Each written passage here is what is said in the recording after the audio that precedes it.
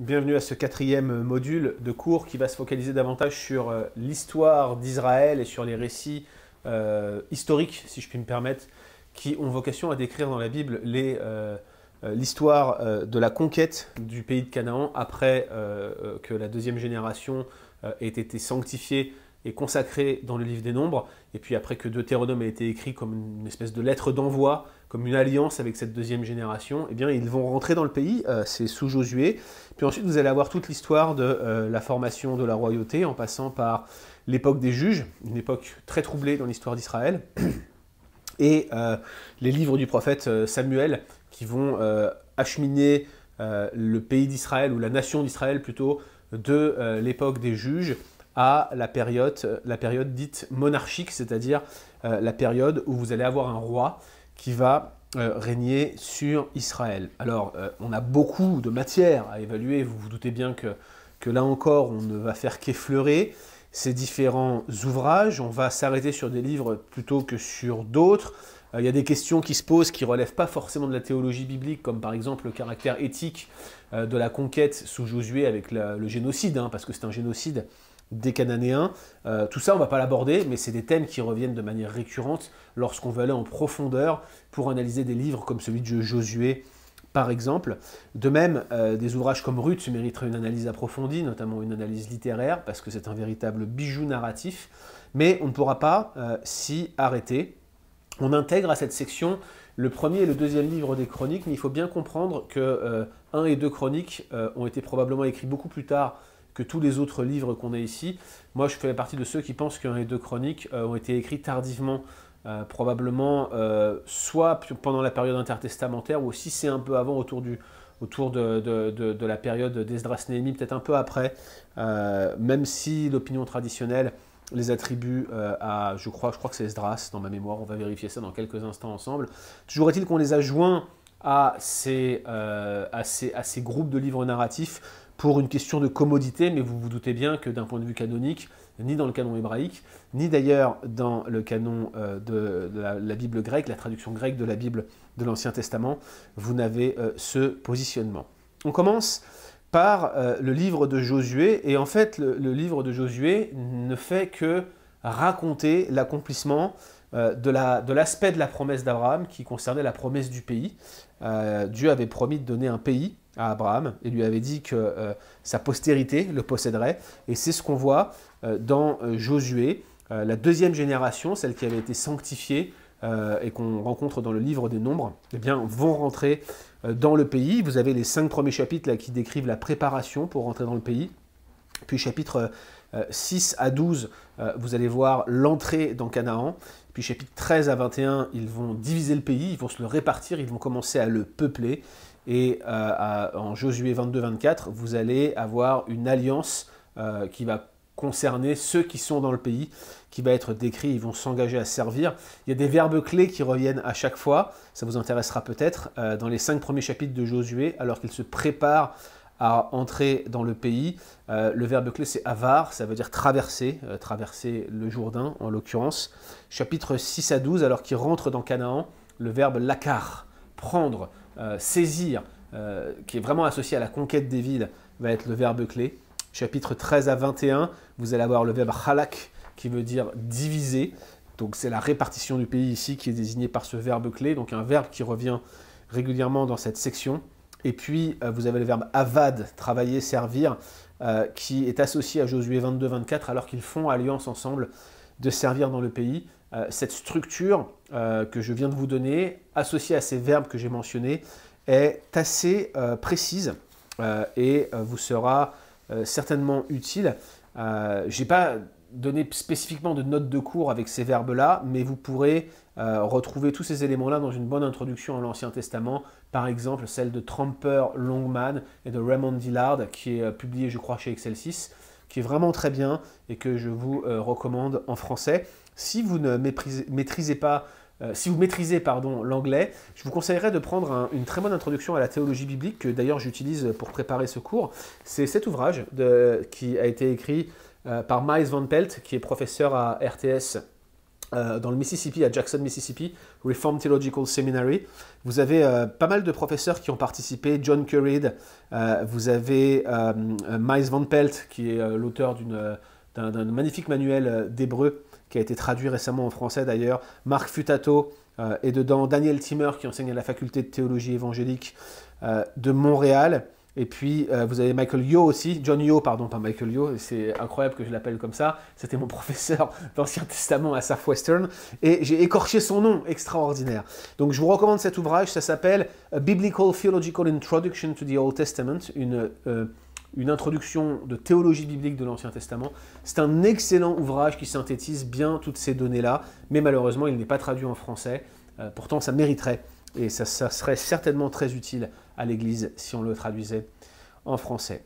Alors, quels sont les grands thèmes du livre de Josué?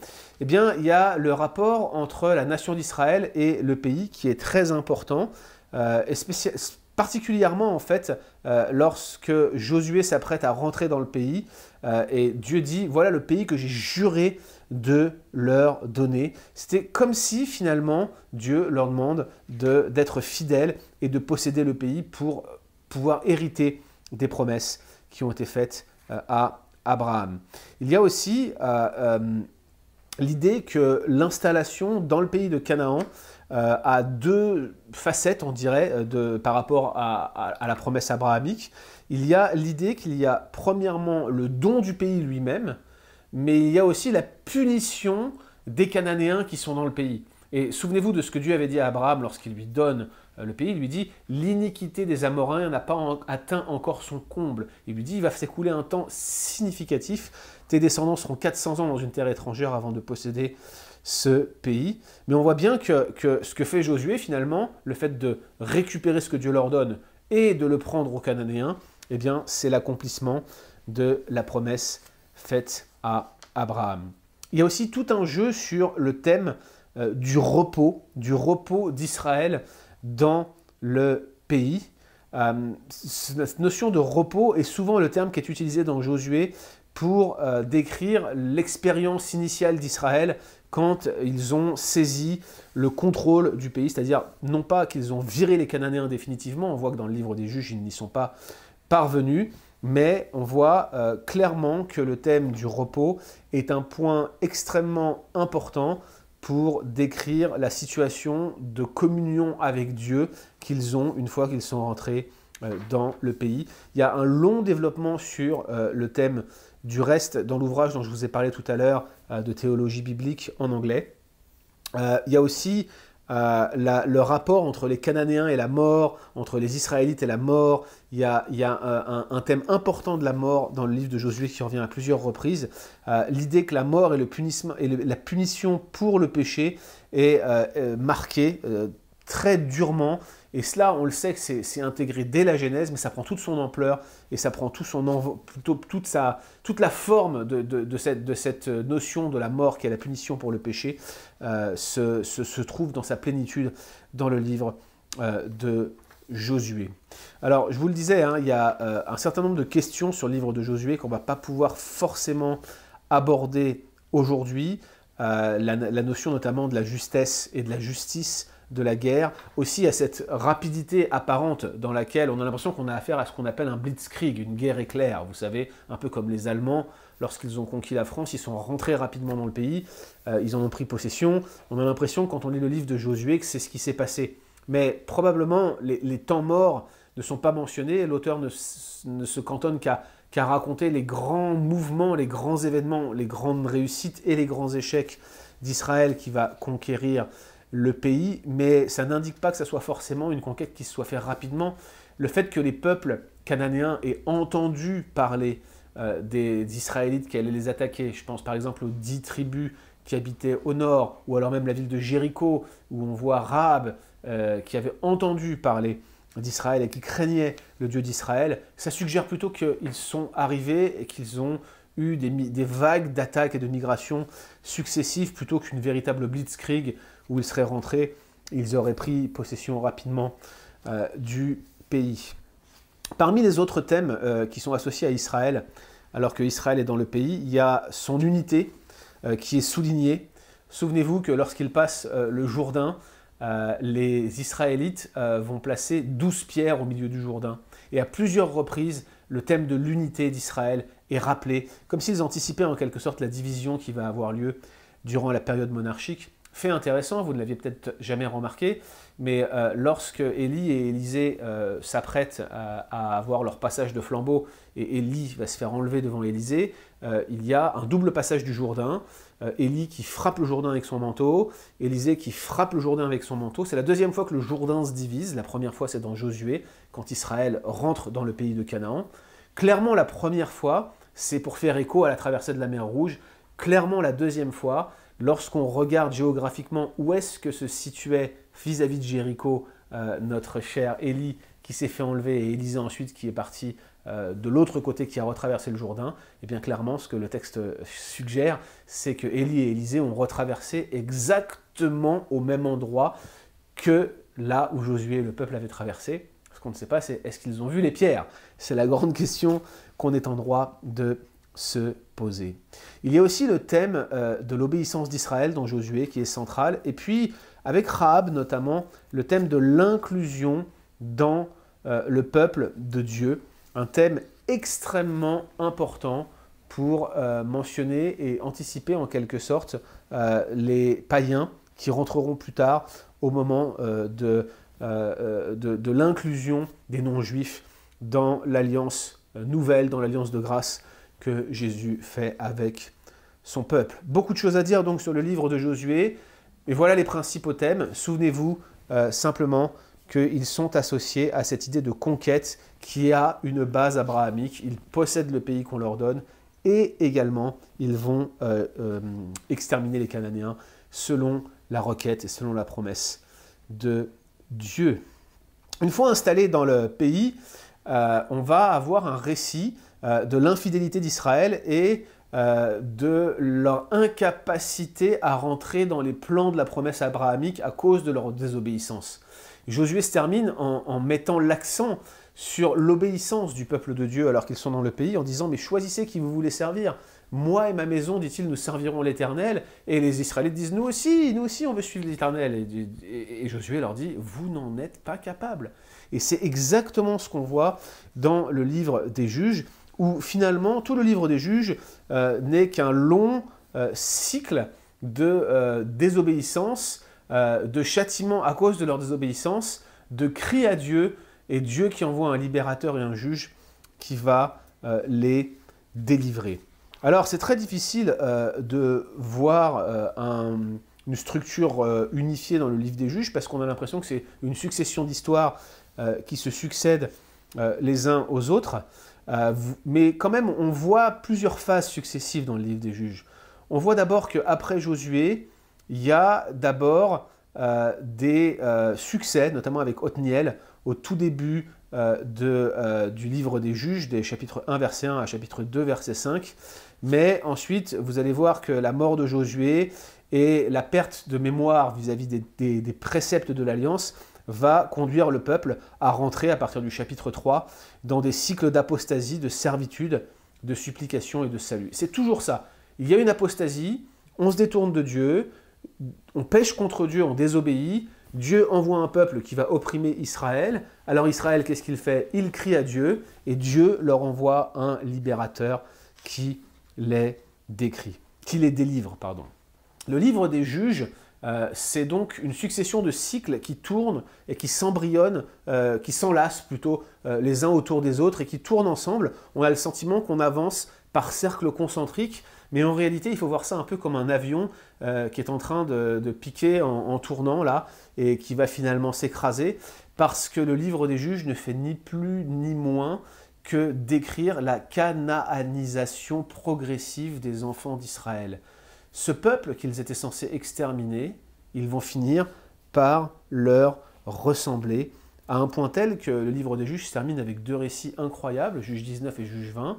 Un récit avec une femme lévite, la femme d'un lévite plutôt, qui s'est fait exterminer, et la tribu de Benjamin qui est quasiment décimée, Le récit de Juge 19 semble faire écho en plein de points à celui de Sodome et Gomorrhe. C'est comme si la tribu de Benjamin, d'un seul coup, était présentée tout entière comme Sodome et Gomorrhe. C'est une histoire incroyable. Il ne reste plus qu'environ 70 personnes dans la tribu de Benjamin. On pense que la tribu va être complètement rayée de la carte, ne va plus exister sous le ciel. Et donc, pour sauver la tribu, que font les enfants d'Israël? Ils sont bloqués, ils avaient fait le serment de ne pas leur donner leurs fils et leurs filles. Donc ils disent à la tribu de Benjamin, ce que vous ferez, c'est que chaque année, il y a un festival là-bas, vous irez vous kidnapper une femme ou deux et puis on vous les laissera. Voilà comment la tribu de Benjamin a survécu. Voilà le style de raisonnement qui avait cours à l'époque du livre des Juges. Et puis la deuxième histoire, c'est l'histoire de l'idolâtrie de la tribu de Dan, celle qui était la plus au nord du territoire d'Israël, avec le lévite Michal, qui avait fabriqué un second veau d'or, en quelque sorte, une transgression du deuxième commandement, et qui avait amené toute la tribu de Dan à se vautrer dans l'idolâtrie. Alors il y a beaucoup de choses là encore à dire sur le livre des Juges, et pour faire une bonne théologie biblique du livre des Juges, il faudrait que je regarde cycle par cycle avec vous pour regarder les principaux thèmes. Certains sont plus importants que d'autres, comme celui de Gédéon, par exemple, qui est particulièrement central, mais celui de Déborah et de Barak aussi, qui nous montre certains traits de caractère masculin qui sont absents et qui finalement on retrouve chez des femmes, comme par exemple le courage de Déborah, le courage de Yaël dans le cycle de Barak est complètement mis en avant, alors que c'est ce qu'on se serait attendu d'un leader comme Barak. Non, regarde, Barak ne le fait pas. Et ce sont des femmes dont, en Israël, on n'aurait jamais osé louer le courage, qui se retrouvent être l'objet de chants de victoire. Et Dieu renverse un peu, en montrant en quelque sorte à Israël que là où on les aurait attendus comme des vaillants guerriers, ils sont dans le pays comme des pleutres, et ce sont leurs femmes qui se retrouvent à exercer le rôle de leader, là où dans cette culture à l'époque, c'était plutôt mal vu. La guerre de Gédéon avec les Madianites aussi est particulièrement intéressante, et son combat avec Abimelech, il y aurait beaucoup de choses à dire. J'aimerais aussi m'arrêter sur Samson, et je suis sûr que vous auriez plein de questions à poser sur Jephthé. C'est très frustrant de ne pas pouvoir s'arrêter sur chacun de ces cycles, mais Samson, en quelque sorte, constitue le point d'orgue dans l'organisation structurelle du livre des Juges, et ce qui est assez intéressant, c'est que le livre des Juges, c'est le récit d'un aveuglement spirituel progressif qui conduit le peuple de Dieu à ressembler au peuple qu'il devait exterminer, le peuple de Canaan. Mais avec Samson, qui est un peu ce juge dont la structure met en exergue son récit, la cécité spirituelle devient une cécité physique. Samson se retrouve avec les yeux crevés, lui qui était plus fort que les autres, qui avait plus d'aptitudes que les autres, plus de dons que les autres. Sa passion pour les femmes étrangères l'a perdu, et il se retrouve finalement à tuer plus de Cananéens par sa mort qu'il ne l'avait fait pendant sa vie, alors qu'il était l'un des hommes les plus vaillants qui existaient. Ce qui est vraiment frappant aussi dans le livre des Juges, et il y a un encouragement peut-être pour nous ici, c'est que les cycles narratifs les plus longs sont toujours ceux des juges avec lesquels il y a eu le plus de problèmes. Je vous mentionnais Barak, qui a complètement laissé tomber le rôle de leader qu'il devait avoir pour finalement suivre une femme qu'il n'aurait pas dû suivre, alors que la gloire lui est revenue à elle. Il y a Gédéon, qui, quant à lui, s'est laissé ensuite avoir par l'appât du gain et de l'argent, et il va amener les enfants d'Israël à commettre un certain nombre d'infamies en termes d'immoralité et en termes d'idolâtrie en Israël. Vous allez aussi avoir Samson, dont je viens de parler. Vous allez avoir Jephthé, qui va brûler sa fille. Tous ces éléments-là vous montrent que c'est ces juges-là qui sont les plus mauvais, qui ont le moins bien exercé leur rôle, et c'est sur lequel on vous a donné le plus de détails. Donc la perspective du livre des Juges, c'est pas positif, c'est pour vous montrer réellement le négativisme, et je vous le disais, cet avion qui s'écrase au sol après avoir fait beaucoup de vrille, c'est la meilleure image que je puisse vous donner. Maintenant, faites un exercice, vous qui êtes chez vous, regardez qui sont les juges qui sont cités comme héros de la foi dans Hébreux 11. Vous aurez une belle surprise de voir que ce sont ceux parmi les plus mal représentés dans le livre des Juges. Pas de mention d'Othniel, pas de mention de Caleb. Ce sont presque exclusivement les juges les plus mauvais qui sont mentionnés comme des héros de la foi. Et un encouragement pour vous et moi, frères et sœurs, si vous regardez le livre des juges et que vous voyez parfois certaines similitudes entre votre caractère et celui de certains des juges les plus mauvais, les plus pécheurs, souvenez-vous qu'on est sauvé par la foi et pas par les œuvres. C'est une grâce de savoir que l'obéissance de Christ nous a acquis ça. Voilà pour le livre des juges. Je passe rapidement sur le livre de Ruth qui, en quelque sorte, se déroule pendant la période des juges et qui nous raconte comment la lignée davidique est parvenue à l'existence en plein milieu de cette époque trouble qu'était l'époque des juges. Le but du livre de Ruth, c'est de nous montrer comment David est sorti d'une femme moabite, Ruth, et par quel miracle cette femme s'est retrouvée intégrée, elle qui faisait partie du peuple ennemi de Dieu, au peuple d'Israël. Reprenons encore ici une fois encore un thème typiquement abrahamique de l'inclusion de toutes les familles de la terre dans l'Alliance et de l'inclusion dans le peuple de Dieu, chose qu'on avait vue avec Rahab dans Josué. Regardez là encore le lien avec le Nouveau Testament, la généalogie qu'on retrouve au début de Matthieu. Il y a 4 femmes qui sont mentionnées dans cette généalogie. 4 femmes avec des situations particulièrement difficiles. Vous avez tout d'abord Tamar, cette femme qui s'était prostituée auprès de Juda, qui était son beau-père, et qui l'avait trompée de la sorte. C'était une femme étrangère, une cananéenne. Vous avez Rahab, la prostituée, dont l'activité vous laisse à penser sa vie de débauche qu'elle avait pu mener. On sait qu'elle a été inclue dans le peuple d'Israël malgré, ou plutôt grâce au fait qu'elle avait caché les espions qui étaient venus chez elle. Vous avez Ruth, qui est mentionnée, la Moabite, qui elle, si elle était vertueuse, eh bien, elle était de ce peuple qui était chassé de l'Assemblée de l'Éternel avec les Ammonites. Et puis vous avez Bathsheba, probablement une Hétienne, même si le texte ne le dit pas, mais elle était en tout cas femme d'un Hétien.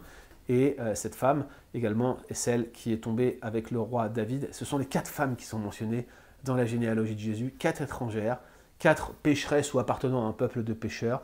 Et ce sont des récits directement tirés de l'Ancien Testament qui nous les présentent. On passe rapidement maintenant à 1 et 2 Samuel, qui ont été dissociés dans nos Bibles, mais qui à l'origine ne formaient qu'un seul livre. Et en fait, ces livres de Samuel nous montrent cette transition de l'époque des juges. Samuel était le dernier juge à la période dite monarchique. Le livre de Josué nous décrivait la conquête d'Israël autour de 1400 avant Jésus-Christ.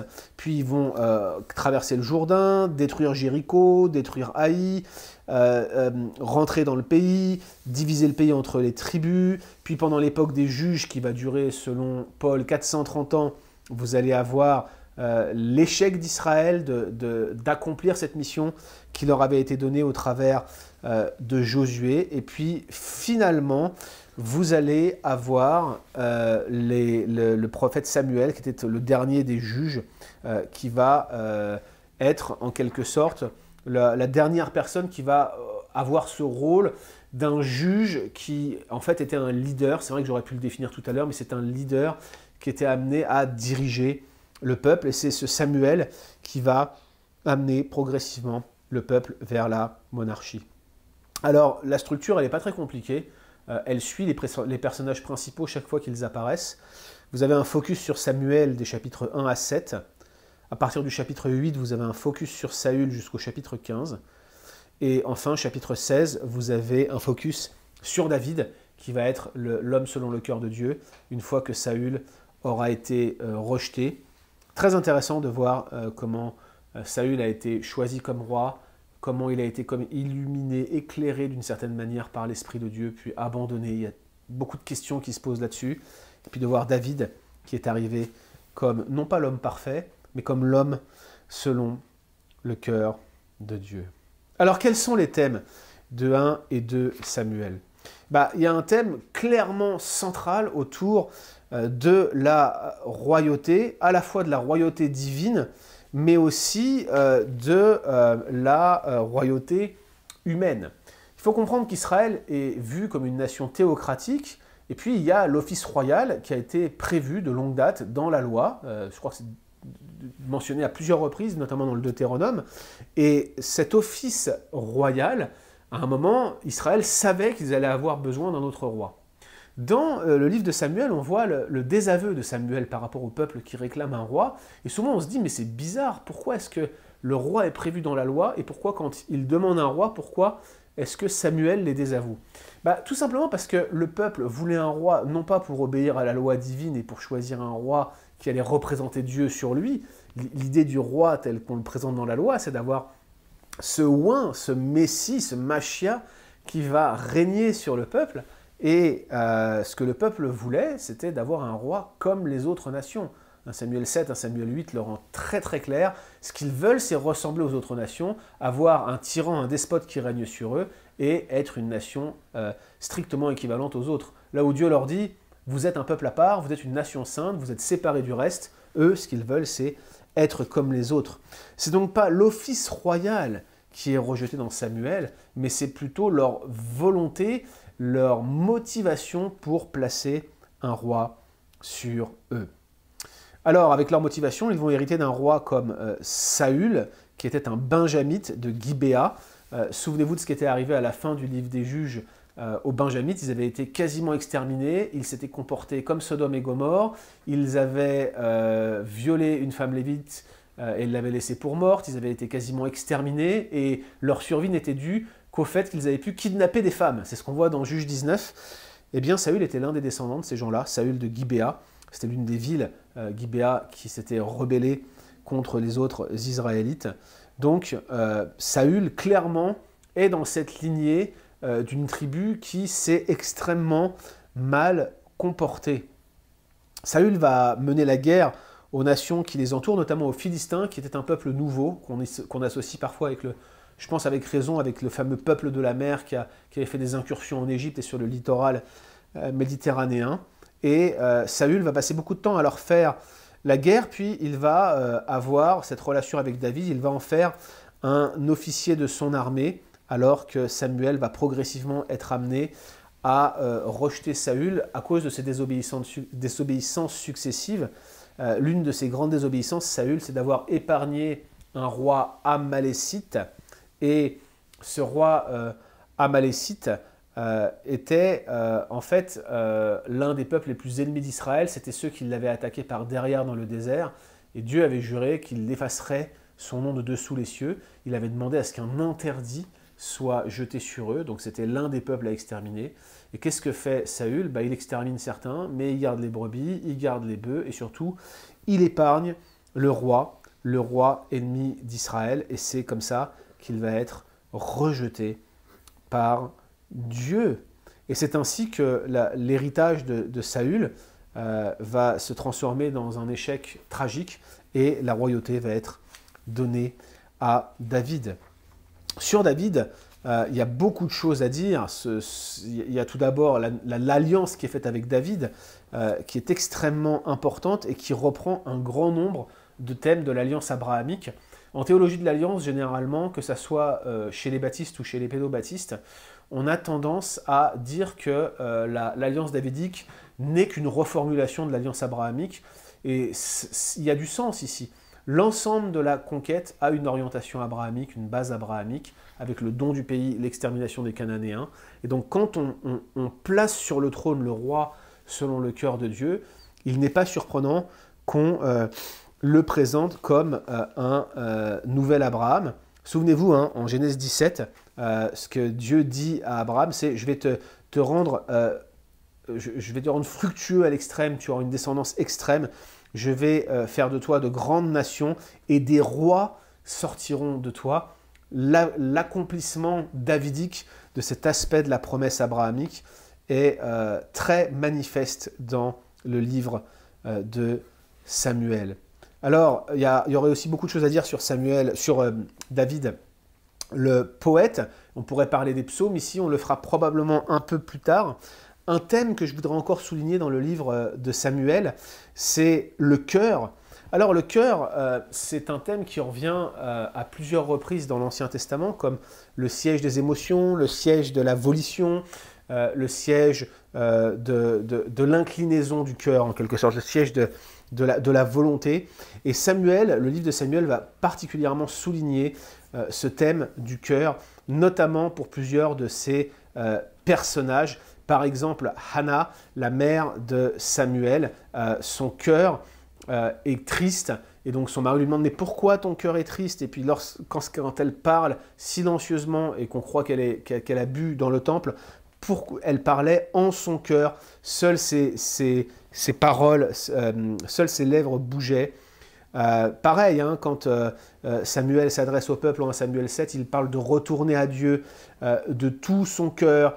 Puis quand Dieu va remplacer Saül, Samuel va dire que Dieu a cherché un homme d'après son propre cœur et Dieu a commandé à cet homme d'être le prince de son peuple parce que tu as gardé ce que Dieu t'avait commandé. Et c'est de la même chose quand il va découvrir David et lorsqu'il parle à Isaïe, ou Jessé, ça dépend quelle version vous lisez, le père de David, eh bien certains vont Jessé va ramener les frères de David qui étaient beaucoup plus grands et plus forts, comme Eliab, et ce que va dire Samuel à Isaïe, il va lui dire l'homme regarde à ce qui frappe les yeux, mais qu'est-ce que fait Dieu? Il regarde au cœur. Donc le thème du cœur est absolument essentiel. La motivation intérieure pour obéir, la disposition de cœur, c'est l'une des choses qui est soulignée dans les sections narratives du livre de Samuel. Donc Samuel, cette transition entre la période des juges, ce chaos qui suivait la conquête, cet échec d'Israël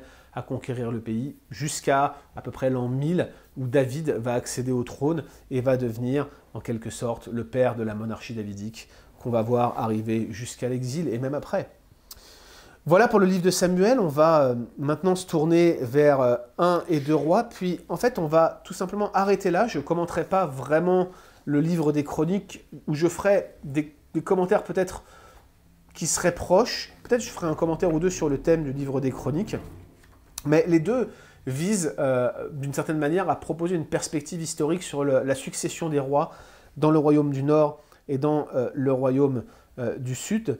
Le livre de 1 et 2 rois, en fait, commence avec la fin de l'ère davidique et l'accession au trône de son fils, qui s'appelle Salomon et qui est né de l'union avec Bathsheba, qui était la femme de son serviteur. C'est assez fort hein, de voir que c'est le fruit d'un péché qui a amené Salomon au trône, et comment Dieu a choisi de mettre sur le trône l'enfant du péché, plutôt que tous les héritiers légitimes de David. C'est souvent comme ça que Dieu procède, et ça nous fait bizarre. C'est comme si toute la lignée qui mène jusqu'à Christ était corrompue. Et Christ, d'un seul coup, paraît et règle le problème de l'ensemble de l'humanité qui croit en lui. Le livre des rois, c'est une compilation, ce sont des annales royales, où on va compiler, en quelque sorte, les différents récits des rois, leurs échecs, leurs réussites, et on va en faire une composition théologique. Beaucoup de débats, bien sûr, hein, sur la manière dont les différents récits ont été agencés entre eux, qui a écrit ce livre, mais ça nous intéresse pas pour le moment, ça ne va pas affecter notre manière de faire de la théologie biblique, et c'est un livre qui généralement est reconnu comme apportant un certain degré de fiabilité, notamment autour de la personne de Josias, qui est un roi très intéressant si vous vous intéressez à l'Ancien Testament. Beaucoup de choses ont été écrites, y compris récemment, sur le roi Josias et sur ses scribes. Alors, l'arrangement et la structure, pas besoin d'en dire trop. Comme dans le livre des Chroniques, l'arrangement est chronologique. Alors, bien sûr, il y a des petites parenthèses ici et là, et puis parfois, pour un souci de cohérence, il va mentionner un récit avant l'autre, mais il y a grosso modo un sens de chronologie générale au fur et à mesure que vous avancez dans le livre des rois. Alors, quelles sont les emphases théologiques du livre des rois? Là encore, comme Samuel, je parle du livre des rois, parce qu'en fait, à l'origine, il n'en faisait qu'un. Première emphase théologique importante, c'est sur la loi de Moïse, et notamment les 10 commandements, mais tels qu'ils sont exprimés dans le Deutéronome. C'est-à-dire comme un rapport d'alliance, et surtout comme une succession de bénédictions et de malédictions. On voit le résultat des transgressions, on voit le résultat de l'obéissance. Un roi qui fait ce que Dieu désire, qui cherche Dieu de tout son cœur, eh bien il a des bénédictions d'alliance. Un roi qui ne le fait pas entraîne des malédictions sur tout son peuple. Et d'ailleurs, la déportation en Babylone en 587 avant Jésus-Christ est liée aux péchés répétés, aux transgressions de l'alliance de Manassé, le pire roi de l'histoire de Juda, qui pourtant s'était repenti, mais qui avait entraîné tout le pays avec lui à pécher. Donc une emphase théologique sur la loi, mais sur la loi de Moïse. Dans le livre des rois, on a encore le sentiment que l'alliance avec David, elle est en action. Elle a été présentée en Samuel comme inconditionnelle dans la perspective de l'amour de Dieu. Et on voit que dans 1 roi 15, par exemple, on voit que alors que le peuple de Juda, je pense qu'on pourrait peut-être éventuellement prendre ce texte, il se trouve dans 1 roi 15, versets 4 et 5. Ça vaut le coup que je lise ce texte avec vous. Je vais le chercher en même temps que 1 roi chapitre 15, versets 4 et 5. Verset 4. On va peut-être même prendre un peu avant, verset 1. La 18e année de Jéroboam, fils de Nébat, c'est le royaume du Nord, donc à ce moment-là, le royaume est divisé, je reviens dans quelques instants. Abijam régna sur Juda. Il régna 3 ans à Jérusalem. Sa mère s'appelait Maaka, fille d'Abisalom. Il se livra à tous les péchés que son père avait commis avant lui, et son cœur ne fut point tout entier à l'Éternel son Dieu, comme l'avait été le cœur de David son père. Donc vous voyez, encore une emphase sur les désirs intérieurs, sur la volition, sur l'engagement, sur les motivations, et il n'a pas été entièrement consacré à Dieu. Son cœur n'a pas été entier devant lui. Mais regardez verset 4. « Mais à cause de David, l'Éternel son Dieu lui donna une lampe à Jérusalem, en établissant son fils après lui et en laissant subsister Jérusalem, car David avait fait ce qui est droit aux yeux de l'Éternel. Il ne s'était détourné d'aucun de ses commandements pendant toute sa vie, excepté dans l'affaire d'Uri le Héthien. » Donc, on a ici clairement l'idée que la subsistance du royaume du Sud, et même d'Israël dans son ensemble, va dépendre de l'alliance davidique. Et je pourrais vous citer plein d'autres exemples de textes, j'en ai plein sous les yeux ici, je vous ai cité celui-là, mais qui connectent directement la subsistance de cette dynastie davidique, notamment dans le royaume du Sud, à cette alliance qui avait été faite avec David. Et puis il y a une emphase sur la parole prophétique et sur l'accomplissement de la parole prophétique, et on commence à aborder le thème de l'exil dans ce livre des rois. Je reviens sur la division qui est l'une des grandes tragédies de 1 et 2 rois et de 1 et 2 chroniques, puisque le royaume de Salomon ne va durer que de 1 roi 1 à 1 roi 11, puis l'un des ennemis de Salomon, Jéroboam, fils de Nébat, va se rebeller contre les descendants de Salomon, contre Roboam, et il va y avoir une division du royaume. 10 tribus vont partir au nord, 2 tribus vont partir au sud, et les 2 royaumes vont être divisés, ce qui va être non seulement une source géopolitique de tension, mais aussi de tristesse pour le peuple, parce que souvenez-vous, le thème de l'unité d'Israël dans Josué et en Abraham n'est pas oublié, on est dans la continuité de cette histoire. Il y a ce fil rouge qui continue, vous voyez. Et en parallèle, vous allez avoir cette tentation, notamment au nord, d'organiser soi-même son culte. Mettez-vous à la place de Jéroboam. Vous êtes un roi, vous vous êtes défait du descendant de Salomon, vous êtes parti dans le royaume du nord avec 10 tribus, vous avez devant vous des sujets et des vassaux, et puis on vous dit, pour adorer Yahweh, il va falloir que tu ailles à Jérusalem, dans le royaume du sud, pour qu'on puisse établir un culte. S'il laissait ses sujets aller là-bas, c'est sûr qu'il aurait perdu une influence cruciale politiquement envers eux. Qu'est-ce que va faire Jéroboam? Il va monter des hauts lieux, un dans le nord, à Dan, et un autre au sud, à Bethel, sur la frontière avec le royaume du sud. Et ce sanctuaire de Bethel va se retrouver être une occasion d'idolâtrie pour tout le royaume du nord. Et dès 1 roi 13, alors que Jéroboam est encore en vie, on voit un prophète inconnu qui vient crier contre l'autel de Bethel. Jéroboam va étendre sa main, elle va dire « saisissez-le » et sa main va rester figée, séchée. Il faudra que le prophète prie pour lui pour que sa main puisse revenir à lui à nouveau. Et pendant tout le livre des rois, vous allez avoir des prophètes qui s'opposent à Bethel, notamment dans ce qu'on appelle les cycles d'Élie et d'Élisée, 2 prophètes qui vont être issus du royaume du Nord, un siècle à peu près après la séparation des 2 royaumes au nord et au sud, et qui vont constamment crier contre Bethel.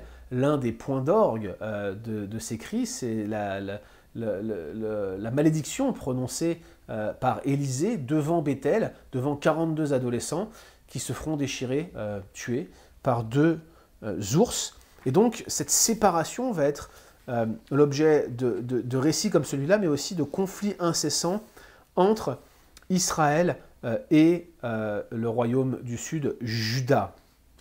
Alors si on approche le Nouveau Testament à la lumière du livre des rois, on voit que plusieurs thèmes sont importants. Tout d'abord, l'établissement de la royauté elle-même préfigure celle de Christ. Dieu est le roi, Jésus est le roi, il est le vrai David, il est celui qui peut parfaitement s'asseoir sur ce trône et porter la couronne. Vous savez, dans le vieux dessin animé de Disney, Robin des Bois, vous avez Petit Jean, là, celui qui a usurpé le trône du roi Richard Cœur de Lion qui était aux croisades. Il ne peut pas mettre la couronne, il faut qu'il ait ses deux oreilles là, de petits lions qui dépassent pour que la couronne tienne.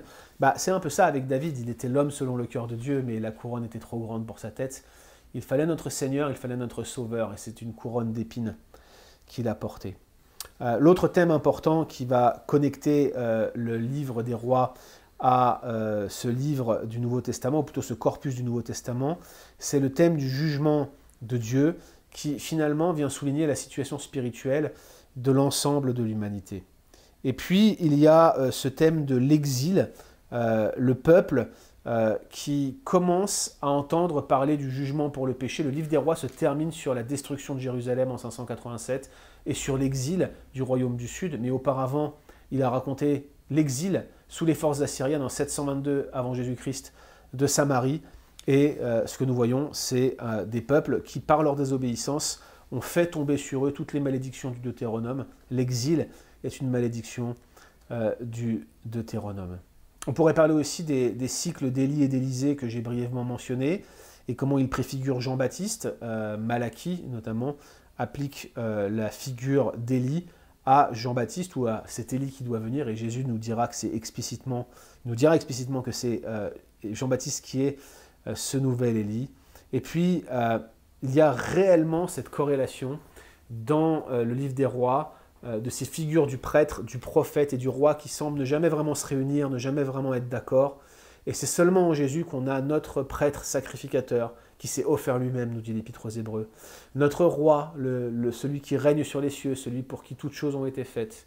Et puis notre prophète, celui qui nous assure les plus merveilleuses promesses.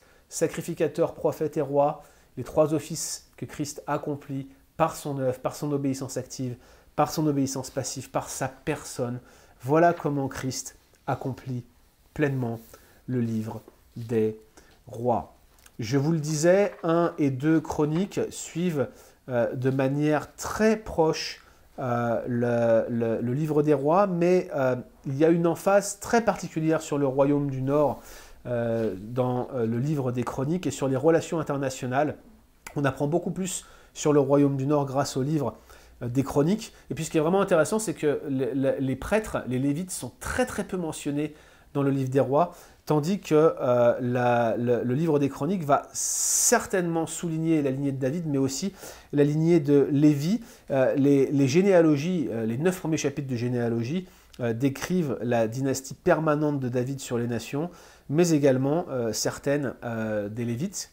Il va donner un accent là-dessus. Puis il y a quelque chose qui, vous voyez, autour de la louange, de la musique, des contributions au temple, des assemblées religieuses dans Chroniques, elles sont incroyablement mises en avant, comme si l'auteur du livre des Chroniques avait cette sensibilité de vouloir absolument mentionner les choses religieuses qu'Israël a fait, et c'est pour ça que ça pourrait très bien fitter avec une rédaction d'Esdras. Il y a des petits éléments qui laissent à penser que ça serait peut-être un peu plus tardif, mais voilà, c'est très intéressant de considérer cela dans le livre des Chroniques. Le thème de l'alliance, le thème de la loi mosaïque, le thème de la prière est extrêmement important dans le livre des Chroniques.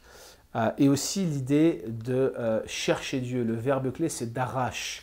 Regardez le cycle dans 2 Chroniques 34 de Josias tel qu'il est raconté, comment Josias a cherché Dieu de tout son cœur. Il commença à chercher Dieu, puis il continua à chercher Dieu. Il y a cette idée que celui qui est pur, celui qui est juste, c'est celui qui cherche Dieu, c'est celui qui le consulte, c'est celui qui cherche sa face. Et puis il y a tout un thème de la désobéissance, de l'abandon, de la repentance qui, ici, est parallèle au livre des rois. Voilà, c'est donc fini pour ce 4e module. C'est un survol, j'ai conscience que ça a été peut-être un peu vite, mais vous aurez l'occasion de revoir cette vidéo. On se retrouve dans quelques instants pour le 5e module.